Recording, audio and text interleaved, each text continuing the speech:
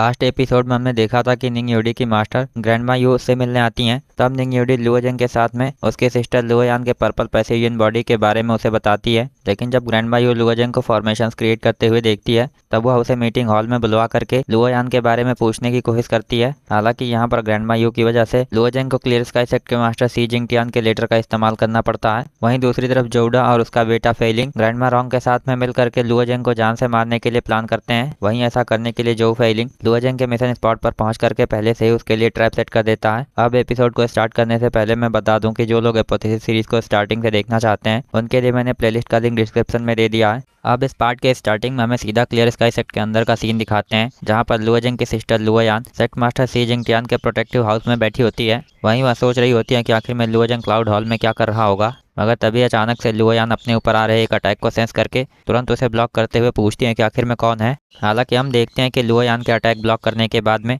यहाँ पर निंग योडी की मास्टर ग्रैंडमा यू पहुंच गई होती हैं और लुओयान से कहती हैं कि तुम्हारे पास तो सच में पर्पल पैसिवियन बॉडी है। यह सुनकर के लुओयान फाइट के लिए तैयार होते हुए पूछती है, क्या तुम्हें डीमन लॉर्ड कोईजी ने भेजा है? तब ग्रैंडमा यू बताती हैं कि मैं क्लाउड हॉल से आई हूँ ताकि मैं तुम्हें अपने साथ ले चल सकूं। नहीं तो मुझे डर है कि अगर तुम यहाँ पर ज़्यादा दिन रुकती हो तो डीमन लॉर्ड कोईजी कुछ न कुछ करके तुम्हें यहाँ से ले जाएगा। इसी के साथ हम देखते हैं कि ग्रैंडमा यू के यह कहने के साथ में ही यहाँ पर सेक्ट मास्टर सी जिंगटियान भी पहुँच जाते हैं और कहते हैं, क्या मैं ग्रैंडमा यूंडियान के आइडेंटिटी टोकन को देख सकता हूँ? तब हम देखते हैं कि ग्रैंडमा यू अपने टोकन को दिखाती हैं, जिसे देख करके सेक्ट मास्टर सी जिंगटियान उसके अंदर अपनी स्पिरिचुअल पावर को डाल करके चेक करने के बाद में कहते हैं, यह सच में ग्रैंडमा यूंडियान का टोकन है, लेकिन फिर भी मैंने इस लेवल के टोकन की उम्मीद नहीं की थी। यह कहने के साथ में ही अचानक से सेक्ट मास्टर सी जिंगटियान ग्रैंडमा यू को रिस्पेक्ट देते हुए कहते हैं, क्या आप क्लाउड हॉल के पैलेस मास्टर हैं? तब ग्रैंडमा यू बताती हैं कि नहीं, अब मैं वहाँ के पैलेस मास्टर नहीं हूँ, क्योंकि मैंने पैलेस को छोड़ने के बाद में निंग योडी को वहाँ का पैलेस मास्टर बना दिया है, इसलिए तुम चाहो तो मुझे ग्रैंडमा यू बुला सकते हो।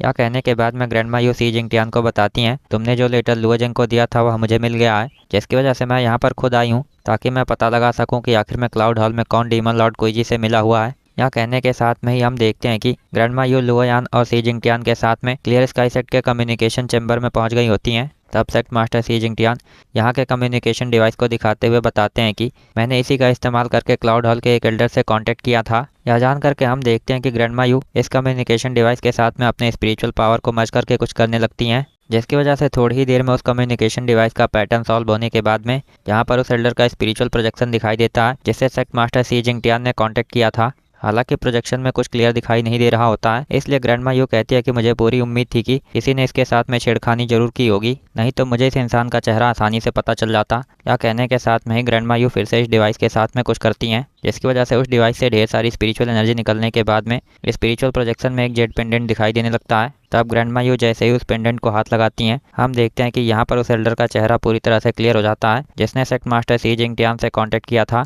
वहीं इस बात को सेक्ट मास्टर सी जिंगटियान भी ग्रैंडमा यू को पूरी तरह से क्लियर तरीके से बता देते हैं। तब ग्रैंडमा यू कहती हैं कि मैं क्लाउड हॉल में वापस पहुंचने के बाद में इस इंसान के बारे में खुद इन्वेस्टिगेट करूंगी। यह कहने के साथ में ही वह लुओयान से कहती हैं, लुओयान अगर तुम मेरे साथ में क्लाउड हॉल में चलती हो तो मैं इस बात का वादा कर सकती हूँ कि मेरे और निंग योडी के जिंदा रहते तुम्हें डीमन लॉर्ड कोईजी नहीं ले जा सकता है। यह सुनकर के सेक्ट मास्टर सी जिंगटियान तुरंत थैंक्स कहते हैं और लुओयान को बताते हैं कि तुम्हें इनके साथ जाना चाहिए क्योंकि क्लाउड हॉल में तुम्हारा भाई भी है। यह सुनकर के लुओयान भी ग्रैंडमा यू को थैंक्स कहती है, जिसके बाद हम देखते हैं कि ग्रैंडमा यू अचानक से किसी फॉर्मेशन का इस्तेमाल करके लुओयान को अपने साथ लेकर के चली जाती हैं। तब हमें अगले सीन में दिखाते हैं कि क्लाउड पैलेस का एक जहाज वेस्टर्न रीजन में पहुंच गया होता है। हालांकि इस जहाज के ऊपर लुओजंग बाइली सीनियर हुआ फ्यूमिंग और सीनियर पेटियान से कहता है, मेरे ख्याल से यह जगह काफ़ी ज़्यादा खतरनाक है, इसलिए इन्वेस्टिगेट करते समय हमें सावधान रहने की ज़रूरत है। तब हम देखते हैं कि यह सुनने के बाद में सभी लोग सावधानी से जहाज से नीचे उतर जाते हैं, लेकिन आगे बढ़ते समय बाइली बहुत ही रिलैक्स होकर के कहता है, मुझे जब इस मिशन पर आने के लिए कहा गया था तब मुझे उम्मीद नहीं थी कि मैं तुम लोगों से यहाँ पर मिलूंगा,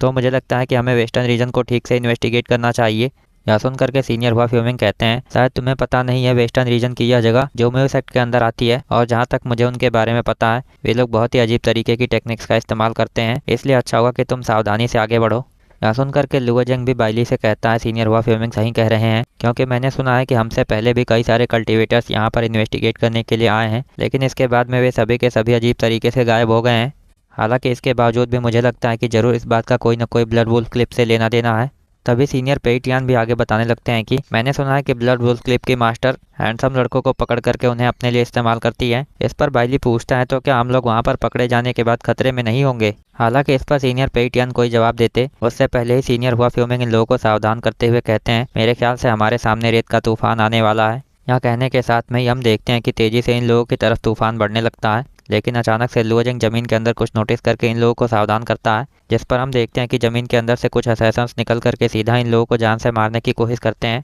मगर उन्हें डॉज करने के चक्कर में ये चारों के चारों लोग अलग अलग डायरेक्शंस में चले जाते हैं। तब हमें सबसे पहले बाइली को दिखाते हैं जो अपने ऊपर अटैक करने वाले लोगों को अपनी नाइफ को कंट्रोल करते हुए आसानी से मार देता है, और फिर बाद में कहने लगता है मैंने तो गलती कर दी, क्योंकि इन्हें मुझे जान से मारने के बजाय जिंदा पकड़ करके इनसे पूछताछ करनी चाहिए थी। लेकिन कोई बात नहीं, मैं सीनियर हुआ फ्यूमिंग के पास जाकर के देखता हूँ कि आखिर में वह क्या कर रहे हैं। यह कहने के साथ में ही बाइली सीनियर हुआ फ्यूमिंग के पास जाने के लिए निकल जाता है, लेकिन हम देखते हैं कि सीनियर हुआ फ्यूमिंग भी अपने ऊपर अटैक करने वाले लोगों को अपने लाइटनिंग शॉट इंटेंट का इस्तेमाल करते हुए पीछे ढकेल रहा होता है। हालांकि वे असैसन सीनियर हुआ फ्यूमिंग के अटैक से बचने की कोशिश तो करते हैं, मगर हम देखते हैं कि जैसे ही बाइली यहाँ पर पहुंच करके सीनियर हुआ फ्यूमिंग को रुकने के लिए कहता है, वैसे ही सीनियर हुआ फ्यूमिंग अपने टेरिफाइंग थंडर का इस्तेमाल करके उन असैसन्स को जान से मार देते हैं। तब बाइली उनके मरने के बाद में सीनियर हुआ फ्यूमिंग से कहता है, तुम्हें उन्हें जिंदा पकड़ना चाहिए था ताकि हम उनसे कुछ पूछ सकें। तब सीनियर हुआ फ्यूमिंग कहते हैं कि मेरे ख्याल से सीनियर पेटियान ने जरूर किसी न किसी को जिंदा पकड़ा होगा। तब बाइली कहता है, क्या होगा अगर उसने भी तुम्हारी तरह सबको जान से मार दिया हो। ऊपर से लुओजिंग को मैं जितना जानता हूँ वह भी किसी को जिंदा नहीं छोड़ेगा। यहाँ कहने के साथ में ये दोनों लोग सीनियर पेटियान की तरफ आगे बढ़ जाते हैं। तब हमारा सीन शिफ्ट होकर के सीनियर पेटियान के ऊपर आता है, जो ऑलरेडी अपने ऊपर अटैक करने वाले असैसन्स को मार चुका होता है।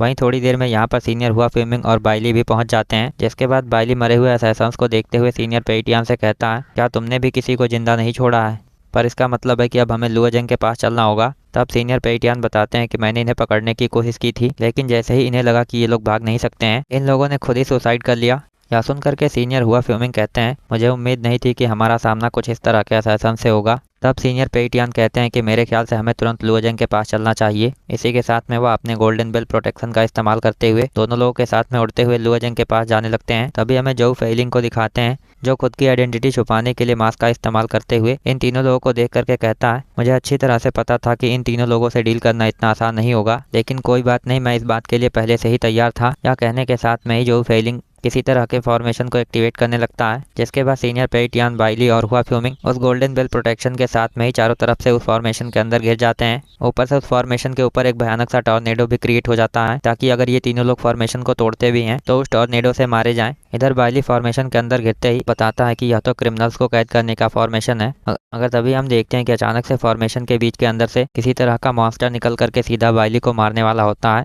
मगर सीनियर पेटियान उसे लास्ट मोमेंट पर बचा लेते हैं। तब ये तीनों लोग देखते हैं कि एक्चुअल में इस फॉर्मेशन के अंदर मॉन्स्टर क्लैन के ढेर सारे बीस्ट चारों तरफ से इन लोगों को घेर चुके हैं। इसलिए इन लोगों को समझ में आ जाता है कि एक्चुअल में जो इंसान यहाँ सब कुछ कर रहा है वह बहुत ही अच्छे से तैयारी करके आया है, ताकि हम में से कोई भी जिंदा बच करके वापस ना जाए। वहीं यह सब कुछ सोचने के बाद सीनियर हुआ फ्यूमिंग दोनों लोगों से कहते हैं, हमारे साथ इस समय लुओजिंग नहीं है, इसलिए हमें इस फॉर्मेशन को जल्दी से तोड़ करके उसके पास चलना चाहिए। तब बाइली कहता है कि तुम लोग मुझे थोड़ी देर के लिए प्रोटेक्ट करो, जिसके बाद मैं इस फॉर्मेशन को शायद तोड़ सकता हूँ। सुन करके जैसे ही सीनियर हुआ फ्यूमिंग और सीनियर पेटियान उन मॉन्स्टर से डील करने जाते हैं, बाइली इस फॉर्मेशन को तोड़ने की कोशिश करने लगता है। हालांकि जोऊ फेइलिंग या सब कुछ बाहर से देखते हुए कहता है, मेरे ख्याल से ये बेवकूफ़ मरने वाले हैं, फिर भी इतनी कोशिश कर रहे हैं, लेकिन कोई बात नहीं, मैंने यह सब कुछ इन्हीं लोगों के लिए तैयार किया था, ताकि जब तक तुम लोग इस फॉर्मेशन को तोड़ करके बाहर आओ तब तक मैं लुओजिंग का काम तमाम कर चुका होऊंगा। यह कहने के साथ में ही जोऊ फेइलिंग लुओजिंग के पास निकल जाता है। तभी हमारा सीन शिफ्ट होकर के लुओजिंग के ऊपर आता है, जो अपने ऊपर अटैक करने वाले असैसन्स को मार रहा होता है। वहीं जब वह आखिरी असैसन को अपने शॉट से एक स्टोन के ऊपर टांग करके पूछता है, आखिर में तुम लोग कौन हो और मेरे ऊपर अटैक करने का क्या मतलब है। सुन करके जैसे ही असैसन कुछ बताने के बारे में सोचता है,